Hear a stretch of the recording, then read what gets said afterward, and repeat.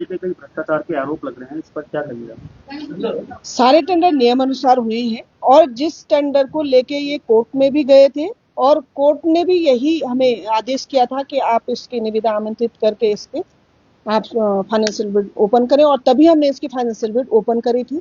और अभी जो भी आरोप लगे हैं वो मिथ्या है और सभी जो हमारे टेंडर है नियमानुसार हुए हैं। आप पे 11 लाख रुपए लेने का भी एक बड़ा आरोप लगाया जा रहा है। मैंने जो प्रेस कॉन्फ्रेंस करने का जो निर्णय आज लिया है वो सिर्फ 11 लाख रुपए का जो मेरे पे रिश्वत लेने का या जो भी आरोप लगे हैं, सबसे बड़ा आरोप मेरे लिए जीवन में यही है। और मैं आप लोगों को भी बोलना चाहती हूँ कि आप पुख्ता सबूत के साथ वो आए और जिस दिन वो पुख्ता सबूत के साथ मेरे सामने आएंगे मैं उस दिन अपने पद से इस्तीफा दे दूंगी, वरना वो तैयार रहें, मैं न्यायालय की शरण में जाऊंगी और मैं मानहानि का दावा उन पर करूंगी। सिर्फ 11 लाख रुपए ही नहीं, परिवारवाद भी आप पे लग रहा है कि परिवारवाद चला रहे हैं आप। ऐसे और कई भी लोग हैं जो कि सक्षम है टेंडर लेने के लिए, मगर आपने तो अपने चुनिंदा कुछ लोगों को चुन लिया जिन्होंने आपके लिए चुनाव में काम किया था।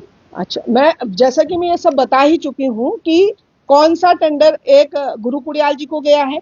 गुरु कुड़ियाल जी बीजेपी के कट्टर समर्थक रहे हैं, जिन्होंने बीजेपी प्रत्याशी के लिए इस टाइम नहीं, आने वाले कई टाइम से वो बीजेपी के, मुझे लगता हो सकता है पदाधिकारी भी रहे हों। और एक टेंडर गया सेमवाल जी को, वो भी बीजेपी के पदाधिकारी हैं। एक टेंडर गया सौरभ कुड़ियाल जी को, जिसमें इन्होंने पहले भ्रष्टाचार का आरोप लगाया था और वो टेंडर हमारा 1,07,00,000 में गया था और वो भी बीजेपी के कट्टर समर्थक रहे हैं और ओपन उन लोगों ने बीजेपी के लिए कार्य किया था। अगर आपको कहीं मेरी बातों में इस वक्त लग रहा है तो आप उन्हीं लोगों से पूछ सकते हैं। और रही बात दूसरी, एक खुद जिन्होंने आरोप लगाया है पूर्व सभासद, एक पार्किंग उनके पास है, एक उनके छोटे भाई सुमित त्रिजवान जो हमेशा उनके साथ रहते हैं, एक पार्किंग उनके पास है, एक राम सिंह भंडारी जी के पास है।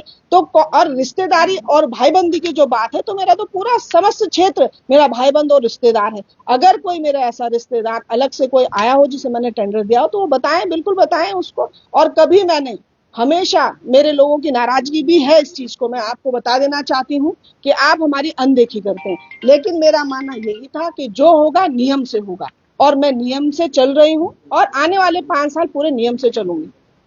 इससे पहले भी आप बता रहे थे अभी कि इससे पहले भी कुछ महीने पहले आपने सेम आरोप ऐसे लगाया था, आपने टेंडर प्रक्रिया ना निकाल के डायरेक्टली अपने किसी परिवारवाद में किसी को दे दिया।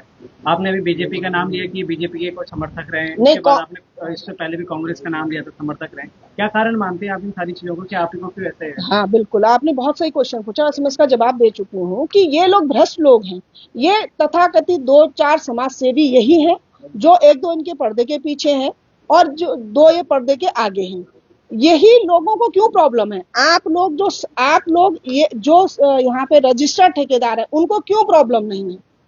और मेरे कौन सा टेंडर ऐसा हुआ जो टेंडर नहीं मैंने लगाया और टेंडर किसी रिश्तेदार को दिया है?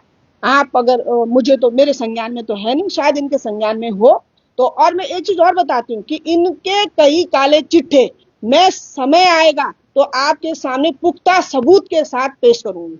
उनका कहना ये है कि वो भी 11 लाख रुपए का सबूत समय आने पे पेश करेंगे। बिल्कुल, आप भी कह रहे हैं कि पुख्ता सबूत नहीं, मैं पेश करेंगे। तो ये जो समय की जो बीच में चल रही पूरा एक गैप है, इसमें तो नगर पालिका पिसती भी जा रही है ना। नहीं, मैं ये कहना चाह रही हूँ, मैं ये बोल रही हूँ कि वो तो पुख्ता सबूत लाके देंगे ही, वरना मैं तो न्यायालय की शरण जा रही हूँ। मैं तो न्यायालय की शरण लूंगी, या तो वो माफी मांगे या वो मुझे पुख्ता सबूत लाके दें। और जिस दिन वो पुख्ता सबूत लाके देंगे कि मैंने किसी ठेकेदार को रिश्वत दी, उन्होंने मुझे दी है, उस दिन मैं अपने पद से इस्तीफा दे दूंगी। और वरना वो न्यायालय की शरण में जाने के लिए तैयार रहे पुख्ता सबूत के साथ। आपका मतलब क्लियरली ये कहना है कि आपको पर्सनली टारगेट किया जाए? बिल्कुल पर्सनली, ये या तो मैं महिला हूँ, ये इन लोगों की मानसिकता महिला को। और मैं बड़े गर्व के साथ कहना चाहती हूँ कि शायद उत्तराखंड में पहली महिला अध्यक्ष होगी जो खुद नगर पालिका को चला रही है, शायद। क्योंकि ये बहुत सारी जगह प्रतिनिधि होते हैं, सभासदों के भी प्रतिनिधि होते हैं, लेकिन मेरे पति श्री हिमांशु बिजलवान जिस दिन ओथ वाले दिन यहाँ 2 मिनट के लिए आए थे, उसके बाद उन्होंने नगर पालिका मुनिकीर्ति परिसर के अंदर पैर नहीं रखा। इवन वो कभी नगर पालिका की गाड़ी में तक नहीं बैठते हैं। और मुझे इस बात पर गर्व है कि वो मुझे सपोर्ट करते हैं, और इस चीज के लिए सपोर्ट करते हैं कि आप खुद करो, आपका भविष्य है, आप अगर करेंगी तभी तो आप प्रैक्टिकल होंगी। और शायद मैं आप लोगों को कहना चाहती हूँ कि मैं इन चीजों से कमजोर नहीं, मैं इन चीजों से परिपक्व हुई हूँ। जो चीज मैंने 10 साल में सीखनी थी वो मैं 10-12 महीने में सीख के बिल्कुल तैयार हो गई हूँ।